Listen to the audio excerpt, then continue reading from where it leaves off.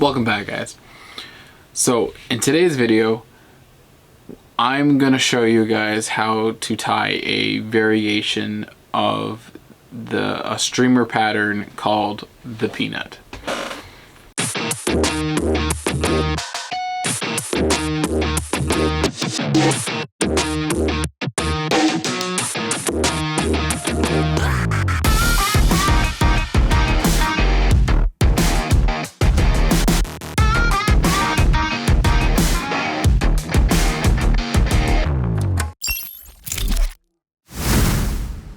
So the fly pattern that I'm going to be going over with you guys today is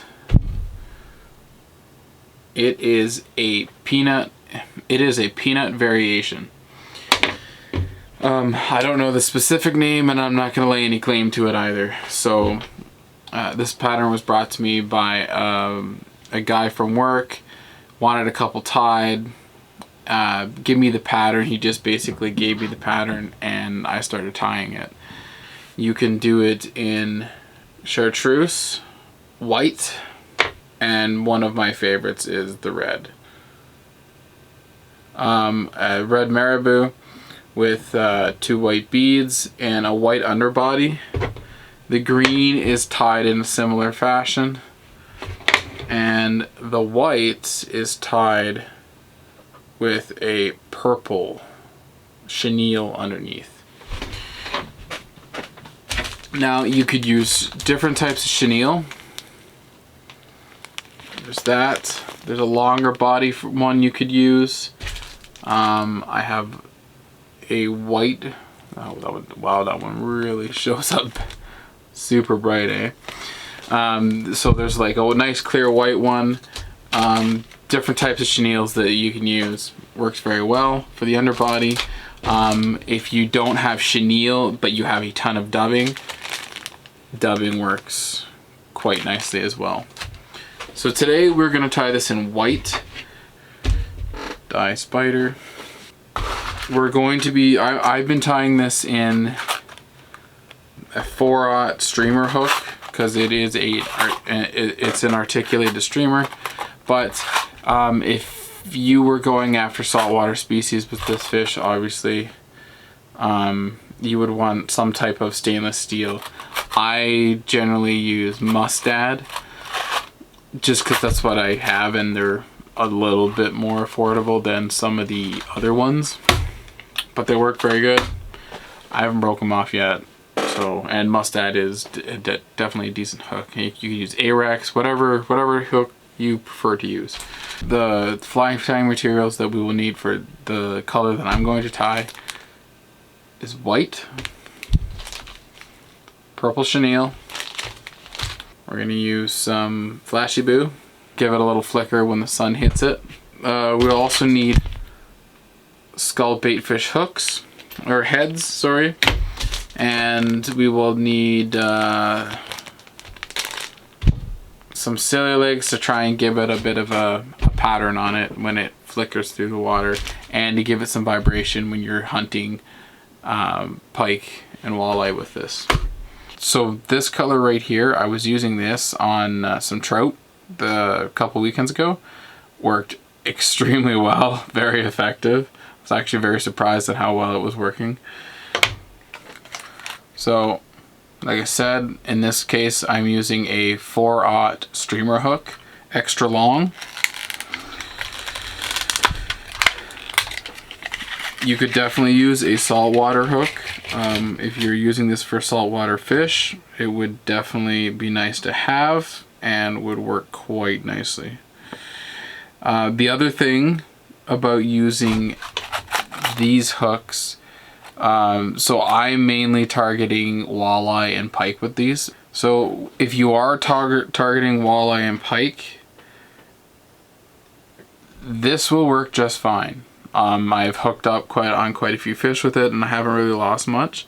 But with the smaller hook gap, sometimes if you, depending on how much material you use, it will lead to less hookups. And for trout, it doesn't seem to make a difference. It seems just fine.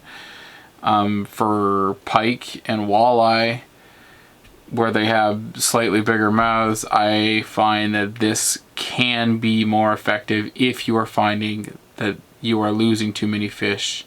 Swap it out with this. This is a 2-aught with a wider gap, and you will probably end up with a hell of a lot less getting away.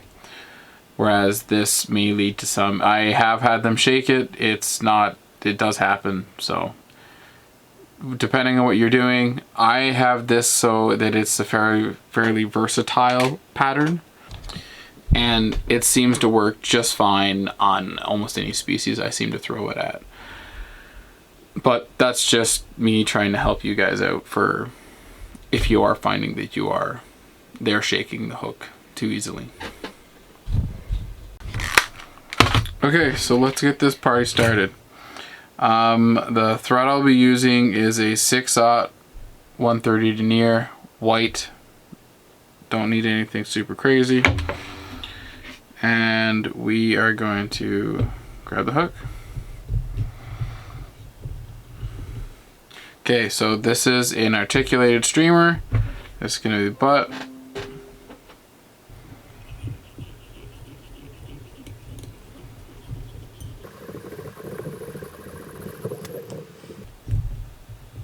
We're going to get a nice thread base on here. Just the materials stick better. I find if you don't get a good thread base, sometimes the materials will spin around the hook as you tighten them, even if you tighten them, if you don't have a decent thread base, the materials have a tendency to just kind of spin around the hook, and it can get quite annoying. Could still catch fish on it, but it gets annoying. Okay, so we're going to use some white marabou. We're going to start with the tail, then we're going to do the underbody, and then we'll do a little bit of a wrap to help create the bulk and the profile of the fly. We don't need a big piece here. I did pick a bad color to do, so I'm doing white on white. Look at this. Don't need a big tail. All you want is a hook length. By the time this is done, this should roughly be about a 4-inch streamer pattern, which is great for walleye. Pike will hit it just as fine. It will hit it just as well. So we only want this to be a little bit longer than the length of the hook. So maybe like a full length and a quarter-ish. That's a pretty decent, and then it'll end up peeling off the side. Now we're going to tie this in too, because it will help create a little bit of bulk and help build the underbody of the fly so it doesn't look so skinny. I'm just going to wrap this up, get it close. We're going to take this, we're going to snip that off. Try not to get too close to the eye. We have we want to leave a little bit of room for a slight taper on this. Okay, next we are going to do the chenille.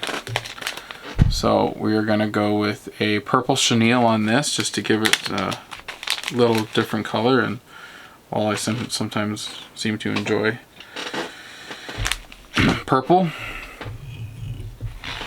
So do bull trout, by the way. So this is actually a pretty good pattern for if you're hucking streamers for bull trout. The colors work. I haven't tried this pattern specifically on bull trout, but the colors would definitely work, and there's no doubt in my mind this pattern is probably effective on bull trout. So I'm gonna go up to about halfway. That's about as far as we need, because then we're gonna tie in another piece of marabou on this. Hold on, maybe save our work here if I can, like so. There we go. Move this out of the way. We don't need a ton of this. We'll cut up a little bit, because we're gonna want some for the next part of the fly as well. So next, we gotta try and get it so that you're not overlapping everything. Maybe pull it back a little bit. Keep pulling it back on each wrap, just to keep that. See how it's kind of making it a little bit bulkier? give it that chenille, let it actually stick out. Other way it doesn't want to cooperate. You spin it and then you just keep wrapping like a hackle, which works fine, but it's not working for me today. So we're just going to do this, and this is working just fine, as you can see. So we stop that. We're going to save this piece for the top here. Or yeah, wrap in front, wrap in behind. It's good to come off. We'll snip it. And now we're going to tie in another piece of marabou. You don't want something with a thick feather. Like this is a little too thick. It will be hard to tie that in. We want something a little bit smaller. We could probably use that as a tail actually for another one if we want. So look for something that's a little, like see this one here. This one might work out just fine. So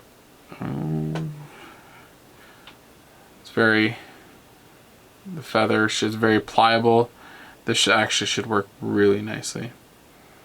So what we're going to do with this, so that we kind of want like it to go like this. So if we went like this, right, and we tied it in here, I find I found with this pattern, the way I'm trying to get the profile of the whole fly to work out nicely, I found that the longer hairs are here, the longer hairs are here, the shorter hairs are on the top, and we kind of want the longer hairs to like end roughly around here.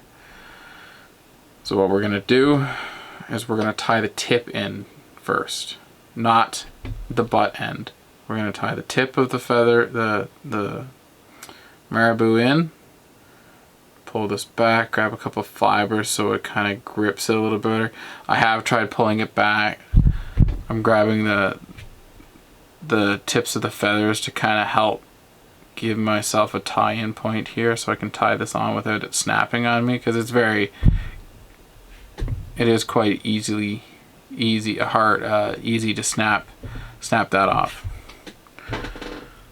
So we're not too worried about if it looks like it's on there, because this is going to be on it. We don't care, we don't need to like snip it off either. It's just going to get tied in and just look like a part of it. So we're going to tie here, go up to that, and then I'm going to pull my thread ahead to the tip. We're going to save our work again, little half hitch, and here we go. Okay, so when we're gonna wrap this like a hackle now, and you want the feathers, you want it to come on horizontally across. As we're going to start pulling these back on each wrap like that.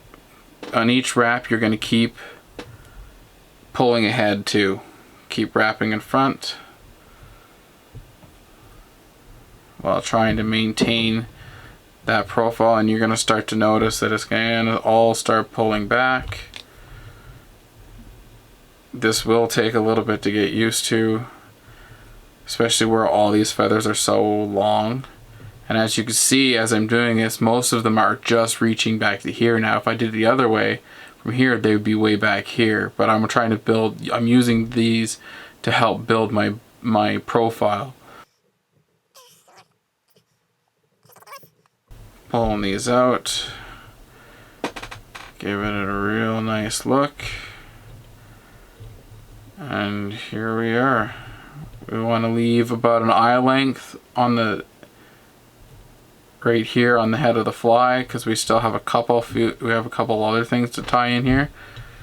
And now we are going to wrap and behind, going behind, pull everything back, and then keep those feathers back, and we'll wrap in front.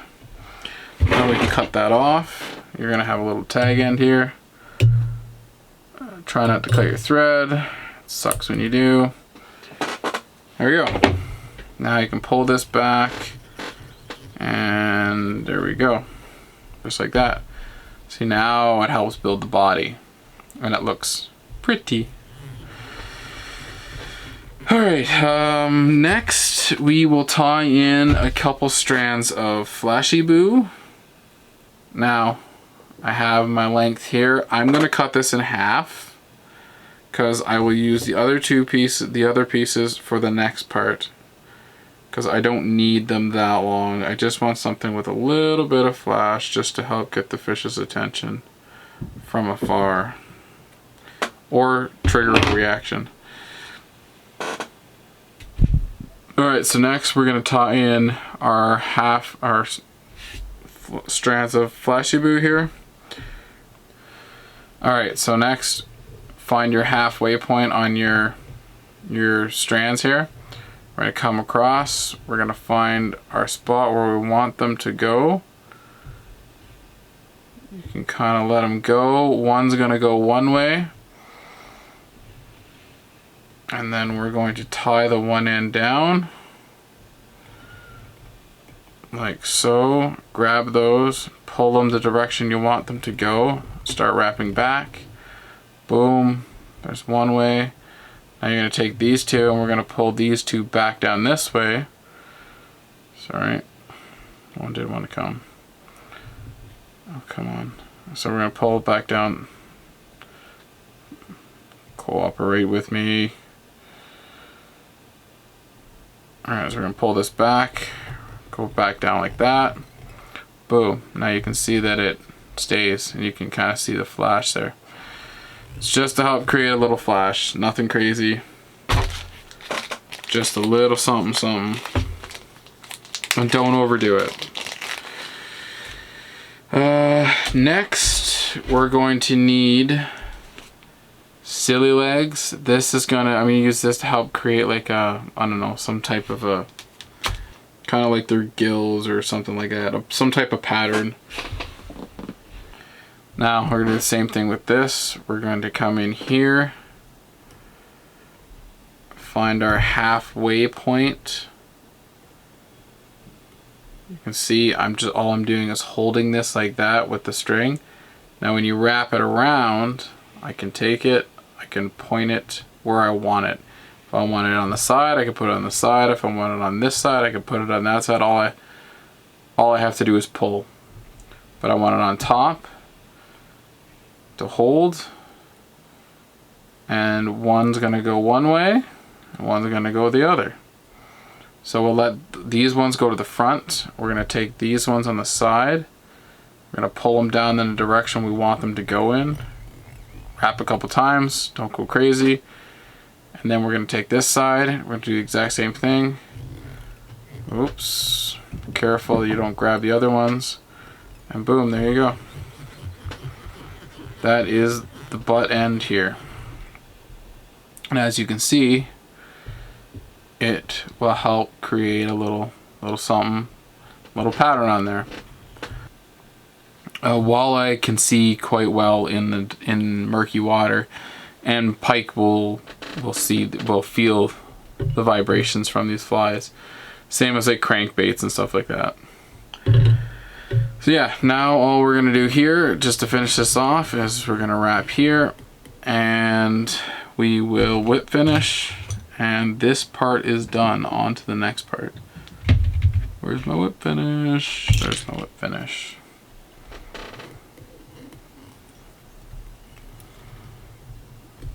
One, 2, 3, 4, 5, and that is more than enough for a whip finish, because we are going to throw a little bit of UV on there. Remember this, I am throwing these at very toothy critters, and they will destroy this thing in a couple bites if you don't have something to help protect your threads. So we're just going to take this, come on, just to hold it back, keeps everything out of the way.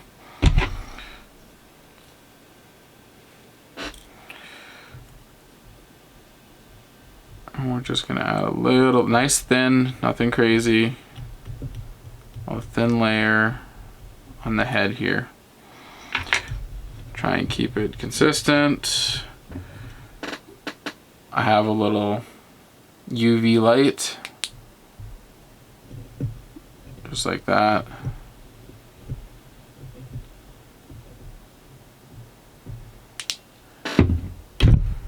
And there you go. Now if you want, you could actually fish it just like that, and actually would probably be quite an effective pattern. But we're gonna go a step further and try and make something a little bit bigger, so maybe we get some bigger fish to bite it too. Okay, so next you're going to need a little bit of 30-pound Rio wire leader.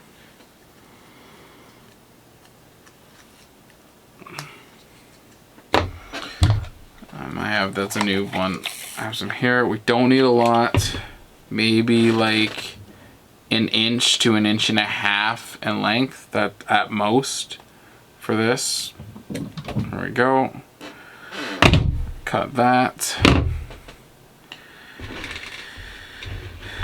And now we're gonna get ready to tie in the next fly. Tie in the next one. Okay, so you see the way the hook is here? We want to attach this fly, here's the hook, the same way. I mean, you could go that way, but I don't know, it might not work as well. But we want to go the same way. So what we're gonna do, we're gonna go up through, take the wire that we just cut up through here, and here we go. Next, we're gonna need those white beads. We only want 2, and the main reason we have these is just to stop the hook from foul hooking itself. All we need is 2 of them. There we go. Boom. Just enough so that it'll wiggle. Now we'll tie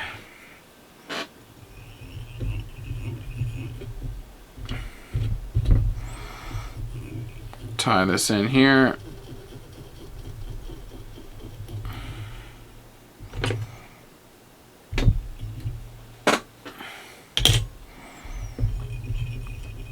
If you have a rotary vise, this is where they come in handy. Same thing here, we want a nice thread base on this hook as well.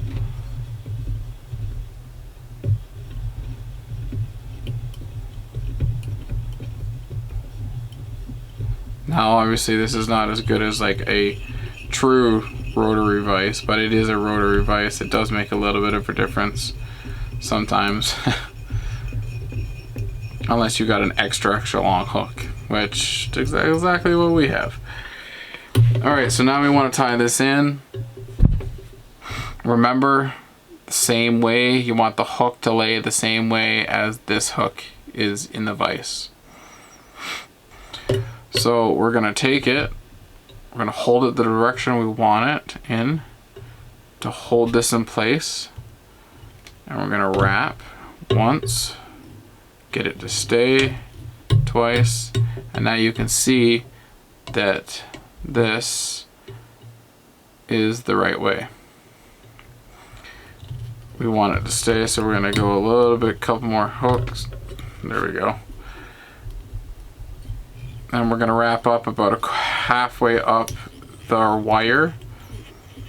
We don't want to go all the way. Right there is probably enough. When someone tries to grab the back, or when a fish tries to grab the back end of it, so pike generally will come from the side, so, or they will, but generally they'll come like this and they'll hit it from the side. Walleye will come from the back and from the side, depending on which way they're ambushing it. But if they hit the back fly, they'll just pull that out sometimes. So take these, You can take them both back at the same time if you want, or you can do one individually. Up to you what you do. Sometimes I find it's a little easier to do one at a time. Get it set, and then I'm gonna go again. Get it. Oh, come on. Work with me here.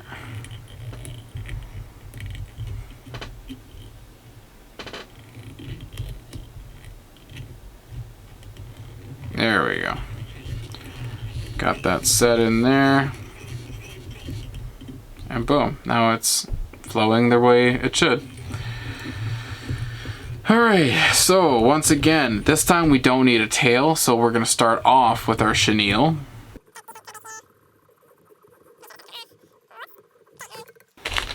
Again, purple chenille. Make sure you get a long enough one. You don't need something too long, but we're going to try and wrap this fairly thick so you can't see any of this hook and make it look nice and sexy. There we go. Tie that in. Whoops. Go up. Once again, about halfway up the hook. That's about all you need. We're gonna save our work. So I can put that out of the way. And start wrapping.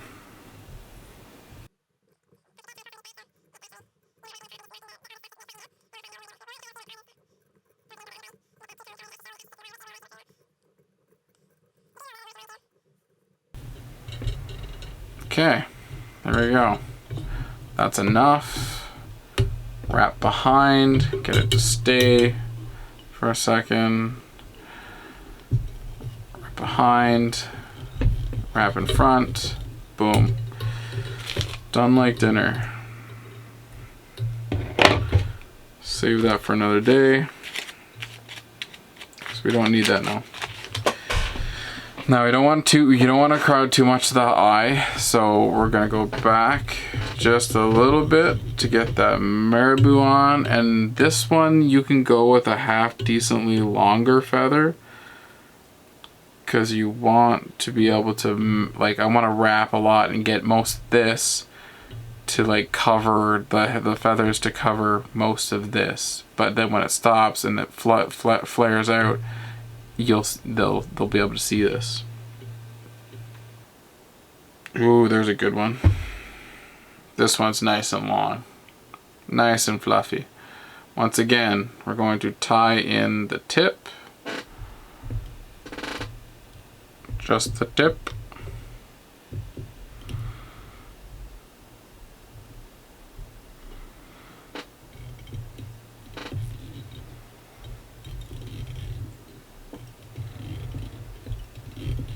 And then wrap forward.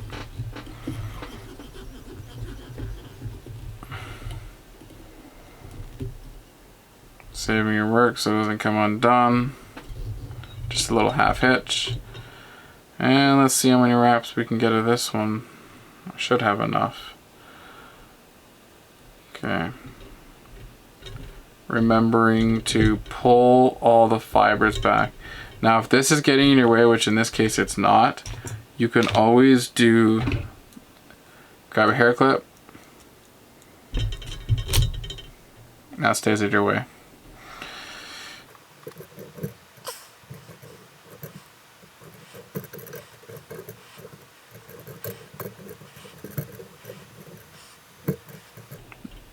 And just keep wrapping, pulling everything back.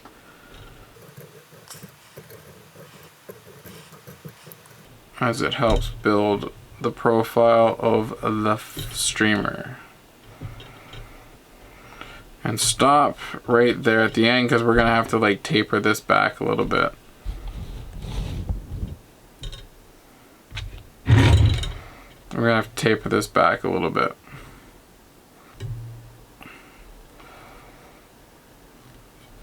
There in front, run behind, go in front, go behind. We can cut that off. And now we can start wrapping back a little bit, just flatten that out there nicely. Because we need to make room for the cone head to fit on there once we put the silly legs on. See, as you can see now, the pattern has by starting with the short hairs and working my way back, I've created where it doesn't go back too far, so that doesn't make it too bulky on the fly. We don't need that. We're not trying to imitate massive fish with this, just shiners, stuff like that. Like, that's the kind of stuff we're trying to imitate with this pattern. Once again, grab those extra pieces of flashy boo that you put aside earlier. So we're going to find the midpoint, we're going to pull it across, place it where you want it, let it go for a sec, make sure, if you apply it too much, this won't work that well, so you got to just like take it, place it, let go. If you try tweaking it too much, it just won't work. You'll get frustrated. We're going to take these, we're going to pull them back while it's holding pressure. That's on the side. We're going to come to this side. Same thing again. Boom, bada bing. And next thing, we're almost done, guys, is let's do this. We're going to grab our silly legs.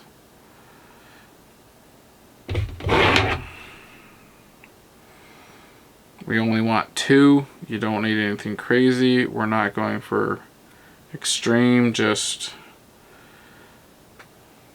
we want them to know that this fly is here.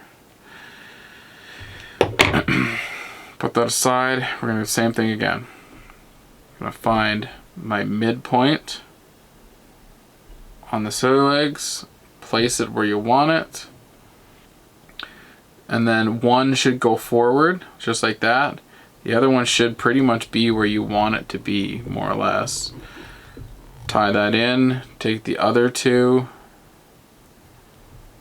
pull them to the opposite side that you just tied on, and there we go. Oops. Now if you're having trouble with everything getting in your way, take another clip. You can pull all of this back like so, and you can go like that. Now it's out of your way. And you can tie this in. And now we can go ahead and whip finish this, because that part is done. All that's left is to add the head. So we're gonna go 1, whoops, my bad. Whip finish, 1, 2, 3, 4, 5. That's enough. Just want it to, you can pull it right off. And we are done with that. Next, the final touch is the skull heads. These are handy, and they even come with eyes. You could also just color in black if you wanted to. So make sure that it fits. It should. I don't think I over bulk this one. Sometimes you'll find these. So sometimes you'll find that this head here you will put too much thread on there. You want a little bit, because we're gonna put some UV resin on here and we're gonna get it to kind of stick to it, and it helps with it sticking, but you don't want too many. So we're gonna take this, I'm gonna take that off because I want to grab it and hold it just so I don't stab myself. And you're gonna want to make sure when you put it on, maybe dry fit it first, that you have enough of the eye, the hook showing through. So just kind of dry fit it, make sure, yeah, okay, you can see I can get the thread through there, no problem. You could probably wiggle it a little bit more if you wanted to, just to push forward a little bit more. And there you go, now I have more than enough. So all we're gonna do here now is I'm going to add a bunch of thin, hard UV resin on this, on the head here. Just to keep it spinning so it doesn't glob everywhere. And next we're going to put this on like so.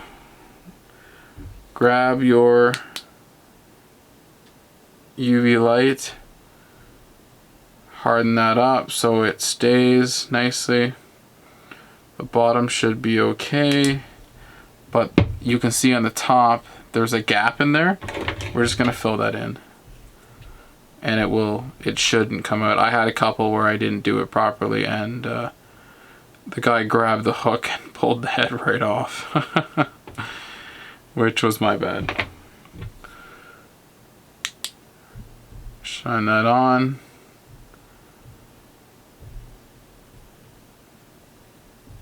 Just like so. And we're almost done. It does move a little bit, but it shouldn't come off. It definitely shouldn't come off very easily, that's for sure.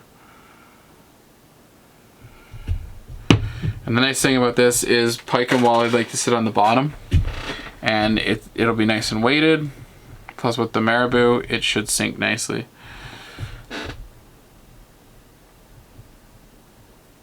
Yeah. I'm just gonna add just a little bit more. I'm not quite happy with it.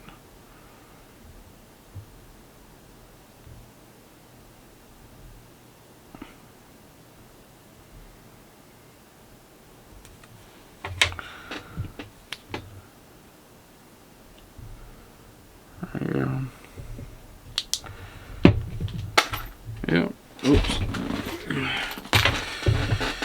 Okay, that is that. Now for the final touch. Turn it on its side. Add a little dab of UV resin. Not much.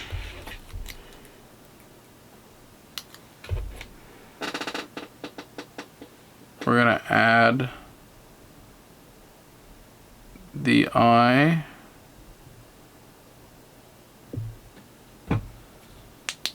Get that to stay.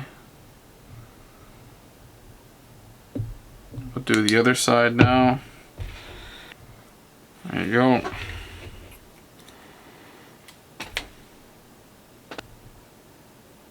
Placing the eye.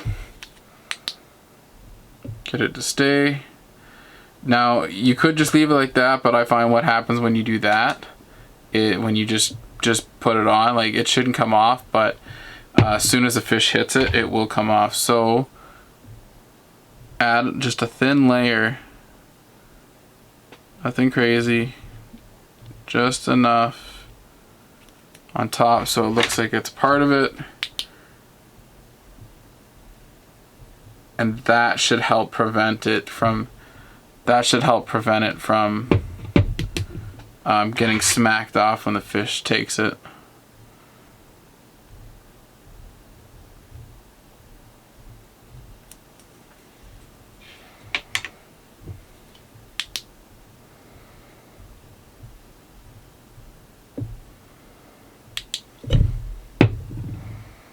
And there you have it. That is the peanut variation. I don't even know what you call it. Peanut V? Who knows? Anyway, that is my variation of the peanut that I have come across, and it works very good. Well, I hope you enjoy this. This streamer pattern has been quite effective for me. The chartreuse, or the red, the white, and the chartreuse color. This is red and white with a white underbody. Chartreuse with a white underbody. white with a purple chenille underbody. They've been very effective. I've been testing them out. I've had some buddies test them out with me. The red worked really well on some trout, and red also has a very good red and chartreuse actually red, chartreuse, and white all work well on walleye and pike, depending on what body of water they're in. But anyway, I hope you enjoyed this. Thank you for watching. Comment, is there another type of streamer pattern? I have a couple other ones that I've been working on as well, tweaking, playing with to suit my needs